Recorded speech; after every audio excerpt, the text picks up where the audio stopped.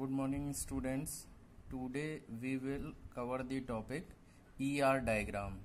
That means ER diagram. E for entity, R for relation. Entity के बीच में relations होते हैं, उनको हम डायग्राम के थ्रू DBMS में कैसे रिप्रेजेंट करते हैं वो ER डायग्राम के थ्रू हम समझेंगे। ER डायग्राम की आवश्यकता क्यों पड़ी?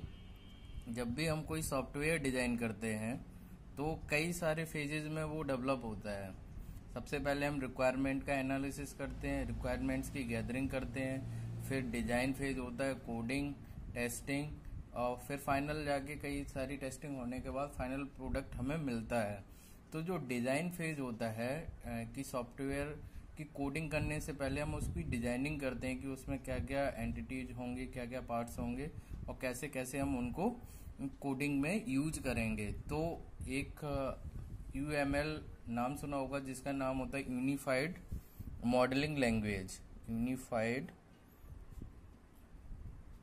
Modelling language UML। तो UML में कई सारे डायग्राम्स आते हैं। एक तो DFD सुना होगा, डेटा फ्लो डायग्राम, वो भी डिजाइन के लिए यूज होता है। इसी टाइप से एंटिटी रिलेशनशिप डायग्राम भी डिजाइन के लिए यूज होता है सॉफ्टवेयर के। तो दिया गया है, किसे कहते हैं? ER diagram is a diagrammatic representation of logical structure of a database. Logical structure क्या होगा डेटाबेस को, उसको हम डायग्रामेटिकली कैसे रिप्रेजेंट करेंगे वो ER डायग्राम के थ्रू करेंगे। ER diagram describes relationship between tables. हम जानते हैं डेटाबेस में कई सारी टेबल्स होते हैं जिन्हें हम रिलेशंस कहते हैं। तो उनके बीच में क्या रिलेशनशिप्स होती हैं वो ER डायग्राम के थ्रू हम फाइंड आउट करते हैं, जिससे कि हम डेटाबेस की डिजाइनिंग कर सकें। हमें पता है मेनली ये बेसिक एंटिटीज होती हैं, एट्रीब्यूट्स होते हैं। तो एंटिटीज हम पढ़ चुके हैं क्या होते हैं। The basic object that ER model represents is an entity which is a thing in real world which is an independent existence. That means जो रियल वर्ल्ड में एंटिटीज होती हैं, जैसे कि हम माने स्टूडेंट, स्टूडेंट क्या है? एंटिटीज है। एम्प्लॉय क्या है? एंटिटीज है। अब स्टूडेंट्स का क्या हुआ? नेम हुआ, स्टूडेंट्स का नेम हुआ, रोल नंबर हुआ, एज हुआ। तो स्टूडेंट तो एंटिटी हो गई, उसका name, roll number, age, mobile number, ये सारे क्या होंगे? उसके एट्रीब्यूट्स।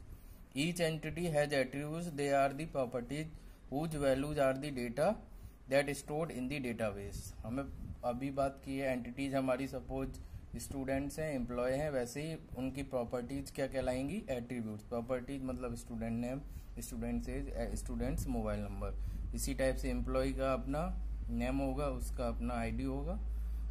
अब हम देखेंगे कौन कौन से नोटेशंस यूज किए जाते हैं ER डायग्राम में।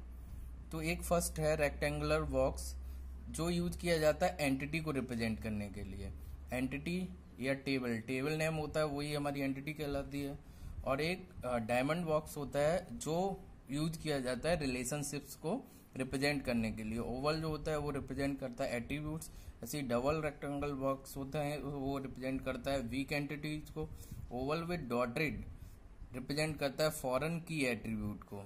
ओवल विद लाइन रिप्रेजेंट करता है प्राइमरी की एट्रीब्यूट को। तो हम देखेंगे कि ER डायग्राम बनता कैसे और कैसे नोटेशंस यूज होते हैं। तो एक एग्जांपल हम लेते हैं। ये हमने एग्जांपल लिया है,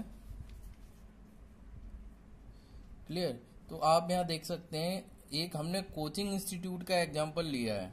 तो कोचिंग इंस्टीट्यूट में हमें पता है स्टूडेंट्स होते हैं, बैच होता है, कोर्सेज चलते हैं, क्या क्या फैकल्टीज होती है। तो एंटिटीज हमारी कौन कौन सी हो गई? एक स्टूडेंट एंटिटी हो गई, एक बैच एंटिटी हो गई, एक फैकल्टी एंटिटी हो गई, एक कोर्स एंटिटी हो गई। तो जो एंटिटीज यू हुए हमने उनको रेक्टेंगुलर बॉक्स से रिप्रेजेंट कर दिया है, जो अभी बताया था नोटेशंस में कि हम क्या करते हैं, एंटिटीज को रेक्टेंगुलर बॉक्स से रिप्रेजेंट करते हैं। तो वो रिप्रेजेंट कर दिया। अब जैसे कि उनके एट्रीब्यूट्स, तो एट्रीब्यूट्स क्या होंगे? स्टूडेंट्स के name, phone number, roll number, और भी हो सकते हैं, एज। तो हमने तीन ही एट्रीब्यूट्स यहाँ रिप्रेजेंट किए हैं। और बैच के लिए एट्रीब्यूट्स, बैच ID, बैच किस टाइम पे चल रहा है, कौन से डेज में चल रहा है, वो इसके एट्रीब्यूट्स हो गए। अब कोर्स, इसी टाइप से कोर्स के एट्रीब्यूट्स क्या होंगे? कोर्स की ID, कोर्स का नेम और कोर्स की कितनी फी है। तो ये सबसे पहले हमने ये एंटिटीज लिए, उनके एट्रीब्यूट्स लिख लिए। अब हमें क्या करना है, रिलेशनशिप देखना है। तो अब रिलेशनशिप हम कैसे देखेंगे, स्टूडेंट्स किस में इनरोल होगा, बैच में। एक स्टूडेंट्स कई बैच में इनरोल हो सकता है और एक बैच में कई स्टूडेंट्स हो सकते हैं। तो हम इसके रिलेशनशिप को डायमंड शेप से रिप्रेजेंट करेंगे। ये रिप्रेजेंट किया इन दोनों के एंटिटी के बीच में रिलेशनशिप। और एक वर्ब यूज करेंगे, कुछ भी लिख सकते हैं, जैसे हमने यहाँ लिख दिया स्टूडेंट्स बिलोंग्स टू बैच। तो दैट मीन्स ये रिलेशनशिप हो गया जो रिप्रेजेंट कर रहा है बिलोंग्स टू का। क्लियर। तो ये स्टूडेंट एंटिटी और बैच एंटिटी के बीच में डायमंड शेप के थ्रू हमने रिलेशनशिप रिप्रेजेंट किया। एक वर्ब यूज की जिसका नाम हमने दे दिया belongs to. That means students entity और बैच एंटिटी के बीच में बिलोंग्स टू एक रिलेशनशिप है। इसी टाइप से अब हम देखते हैं बैच और कोर्स। तो होगा क्या, बैच किसके लिए होंगे, कोर्स के लिए।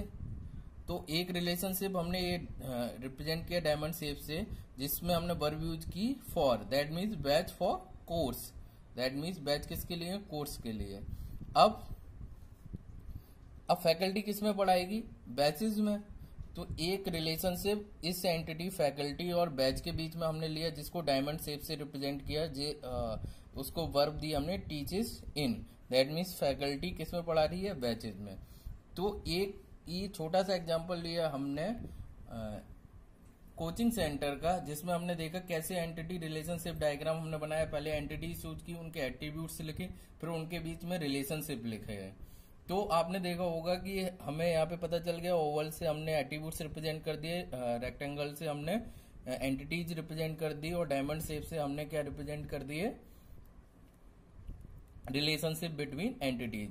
अब हमने दो चीजें यहाँ पे देखी थी, एक फॉरेन की एट्रीब्यूट एंड प्राइमरी की एट्रीब्यूट को कैसे रिप्रेजेंट करेंगे। अब इधर देखिए, स्टूडेंट एंटिटीज में कई सारे एट्रीब्यूट्स हैं, name, phone number, roll number.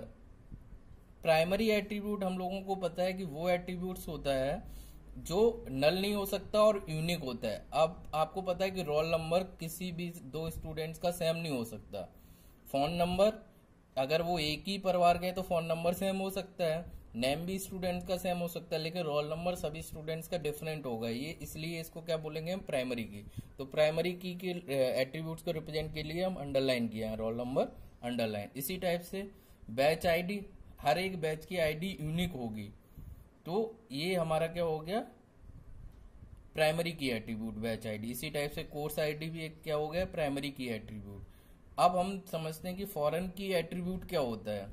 अब एक स्टूडेंट्स और बैच के बीच में रिलेशनशिप बना है, जिसको हमने बिलोंग्स टू। अब बिलोंग्स टू की अपनी टेबल होगी, जैसे स्टूडेंट्स की अपनी टेबल है, इसके एट्रीब्यूट से है, तो बिलोंग्स टू की अपनी टेबल होगी। वो क्या करेगा, इसकी एंटिटी की प्राइमरी की लेगा और इस बैच की प्राइमरी की लेगा।